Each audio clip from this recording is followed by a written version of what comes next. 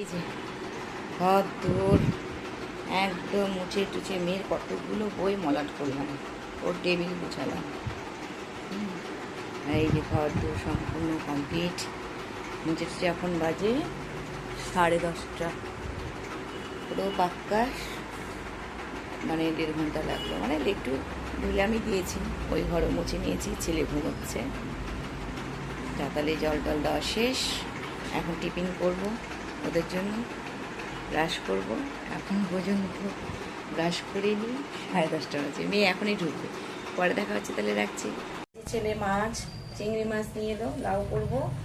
লাউটা বাড়ির উপরে গেছি, সবজি বাজারটা পুরোটাই বাড়ির উপর করেছি আমি। ওকে বলেছিলাম ছোটো জিনিস হিসেবে ওঠেনি, তাই বড় চিংড়ি নিয়ে এসে। আর এই যে সারন পুটি না কি বলে, এটাকে নিয়ে এসছে।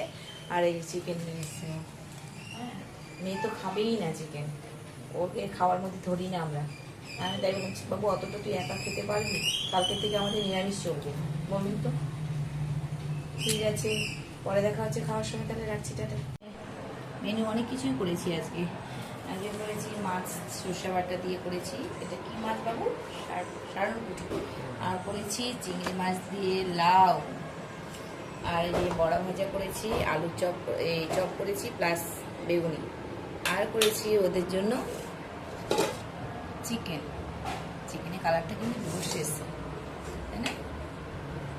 দেখা তো, এখানটা বেশি, ওখানটা আসছে না, এখানটা বেশি ভালো আসছে। যাই হোক, দুপুরের খাওয়াটা আজকে ভালোভাবে খাওয়া হয়েছে।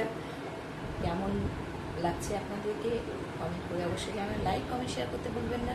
কী ধরনের ব্লগ দিতে চান সেটা কমেন্ট করে জানাবেন, আর লাইক করবেন। বড় হলে আমার প্রণাম নেবেন, ছোটো হলে অনেক ভালোবাসা নেবেন। আবার নতুন ব্লগ নিয়ে কালকে হাজির হয়েছে। টাটা।